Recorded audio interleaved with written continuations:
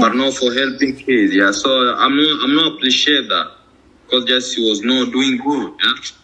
Abychom nyní pochopili celou šíři tohoto neuvěřitelného humanitárního podvodu, který Jakub Jáhl vytvořil a vybral statisícové částky od mnoha dárců, kteří ho na sociálních sítích sledovali, tak se nejprve podívejme na to, jak se Jakubovi podařilo vytvořit naprosto dokonalou iluzi o siročinci, který ve skutečnosti podle svědků vůbec nikdy oficiálně neexistoval.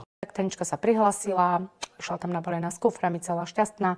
Prišli tam, bol tam taký, máme rôzne videá, posielala fotky, veľký sirotinec, obrovský areál.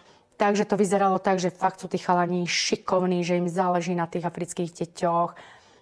Tak to bolo všetko super, až kým nenastali prvé problémy. A to tým, že moja dcera je taká Rebeka a skamarátila sa tam s nejakými tými učiteľmi, čo tam boli.